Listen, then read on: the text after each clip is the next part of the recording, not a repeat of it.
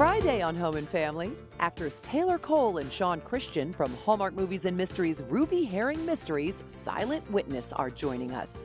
Plus, Grammy Award-winning Christian rock band Switchfoot is performing. Welcome back, everyone. You know we love showcasing animals for adoption here on Hallmark Channel, but we also love showcasing shelters and rescues that go above and beyond to help the animals in their care for sure.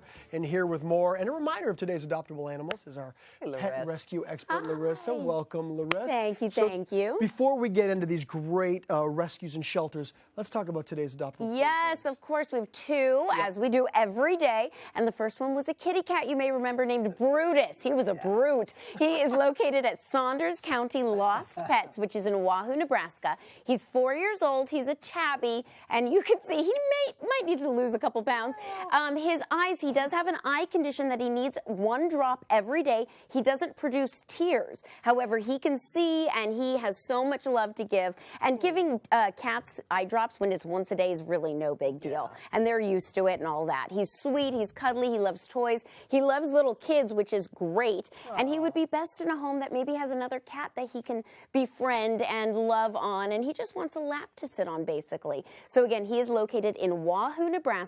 Sweetie. He really is, and so beautiful. At Saunders County Lost Pets. He's a big boy. He is a big boy, and he's only 4 years old, so he's a good-sized boy, and he'd be a best friend to a little kid or another little kitty in the home. Yeah. And then we also had a dog named Zeke, who was very handsome. But I will say he almost looked like Grumpy Kitty's dog brother. Does that make Grumpy sense? Kitty's dog, Yes, yeah. he has kind of a grumpy-looking face, but he is so handsome, if you ask me. Again, his name is Zeke. He's 2.5 years old. He's a Vizsla mix. He's located in Northern California at Santa Maria Valley Humane Society. He is good with sitting. He's good with bathing. He loves meeting new people, but he was dumped by his owner, and he does have a little nervousness sometimes when he's meeting new people, but he's good with other animals, and his favorite thing to do, I'm told, is sit in a chair and look out the window and hope that his new human comes by and picks him up and gives him an adoption. Just the visual of that. And that right? beautiful coat. I know, beautiful. Talk about ginger. We were talking about the color ginger earlier. He is a perfect ginger, and he's an active boy though, so he would definitely do best with someone who likes to go on hikes or runs or long walks. He wouldn't do well in a very sedentary apartment kind of lifestyle. He almost looks regal. I don't think he looks does grumpy look at all. regal. No, I like If you were dumped, wouldn't you be a little grumpy? I would be very He looks grumpy. beautiful, by the way. Speaking of Santa Maria Valley Humane Society, they take part in a really innovative program that you were super impressed with. Yes, I love, as you mentioned, a couple minutes ago, I love talking about wonderful programs that rescues and shelters come up with, because it's, as I've mentioned before, it's a tough job. And so when you can give the animals in your care a happiness during that time before they find their forever home, it makes life so much easier for you, for visitors coming in to see the animals, and for the animals, obviously, which is what's most important.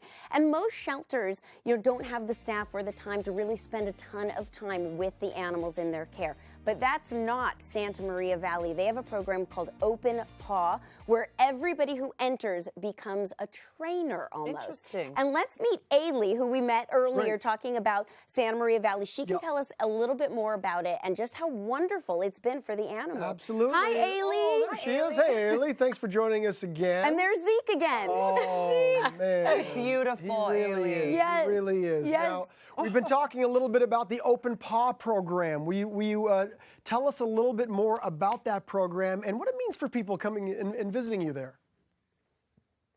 Sure. Well, as soon as they walk in the door, we let them know that they're almost part of our staff for a volunteer program.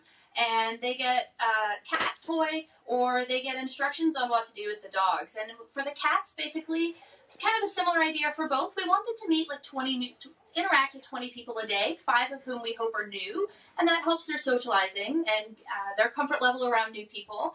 And then we also have treats for both the dogs and the cats, and we hope that people, as they walk by, just make sure that they're giving the kitties a little treat, and they have a teaser toy so they can interact with the cats, pet them, play with them. We encourage people just to sit down, maybe read a book with the cats.